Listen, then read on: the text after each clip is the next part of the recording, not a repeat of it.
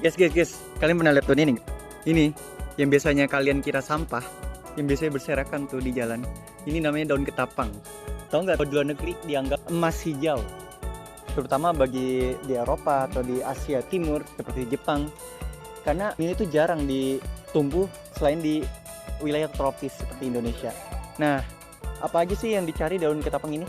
Jadi daun ketapang ini itu memiliki kandungan flavonoid, tanin, saponin, dan lain-lain untuk sebagai antibakteri di kolam.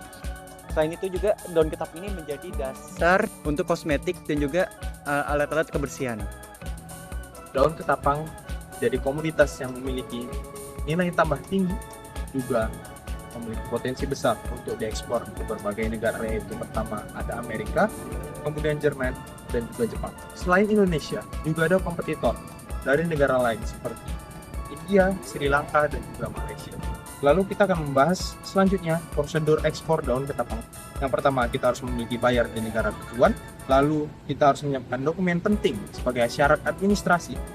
Yang ketiga, kita harus memastikan legalitas usaha kita dengan NIB dan juga perusahaan yang berbentuk CV.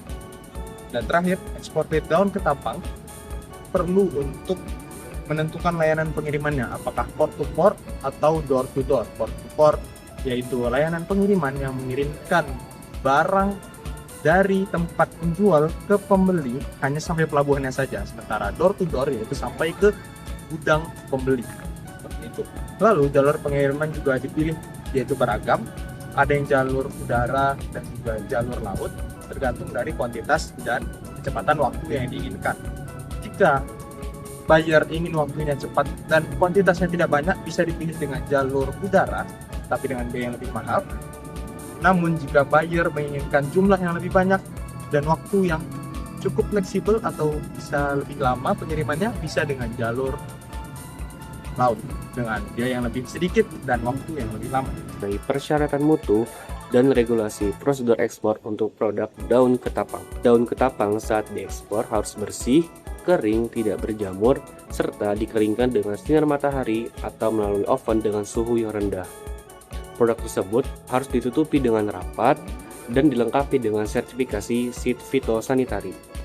Pelaku usaha ekspor wajib memiliki NIB, izin ekspor OSS, serta dokumen-dokumen ekspor seperti PEB, SKA, invoice, dan juga packing.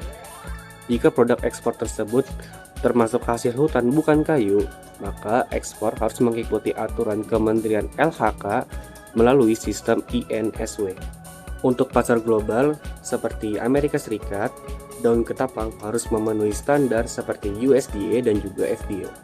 Hal-hal tersebut mencakup seperti keamanan pangan, sanitasi, pelabelan, batas residu kimia, sertifikasi, dan juga prosedur administrasi impor. Eksportir perlu menentukan strategi dalam memasarkan produk mereka ke luar negeri. Yang pertama tentunya dengan melakukan penentuan target pasar. Penentuan target pasar ini perlu dilakukan berdasarkan analisis dari permintaan global, karakteristik konsumen, dan juga regulasi dari negara tujuan. Yang kedua adalah strategi branding. Jadi eksportir ini perlu menjelaskan bahwa produk daun ketapang Indonesia ini tuh memiliki keunggulan dibanding negara-negara lainnya. Tanpa merendahkan negara lain, eksportir ini dapat menjelaskan keunggulan dari produk daun ketapang Indonesia sendiri, misalnya dengan produk storytelling. Kemudian dapat juga dijelaskan bahwa komunitas lokal ini tuh yang memanen daun ketapang, kemudian proses sortasi dan pengeringan itu dilakukan dengan higienis dan sebagainya macamnya. Kemudian promosi digital. Promosi digital ini dapat dilakukan dengan pemanfaatan platform B2B internasional seperti Alibaba, Made in China, Trade India, dan lain sebagainya. Yang kedua, optimasi situs web SEO internasional. Jadi ketika dicari, produk itu akan mudah ditemukan. Yang ketiga, pemasaran konten multibahasa. Jadi perlu membuat konten multibahasa yang dapat dipahami oleh negara tujuan, khususnya negara pasar sasaran ya, kayak misalnya Amerika, Jerman, dan Jepang, supaya lebih menarik perhatian mereka untuk melakukan impor produk daun ketapang dari Indonesia. Kemudian yang ketiga adalah pemanfaatan media sosial internasional. Tantangan dan solusi ekspor daun ketapang. Meskipun ekspor daun ketapang memiliki peluang besar karena manfaatnya yang luas, namun bisnis ini dihadapi beberapa tantangan utama, seperti kualitas daun yang harus bersih, kering sempurna, dan seragam. Ada juga persaingan global dari negara lain seperti India dan Malaysia, serta Vietnam. Ada juga kendala logistik dan fluktuasi biaya pengiriman internasional yang cukup tinggi. Selain itu, regulasi ekspor di tiap negara tujuan berbeda-beda, membutuhkan dokumen ketat seperti photosanitary certificate.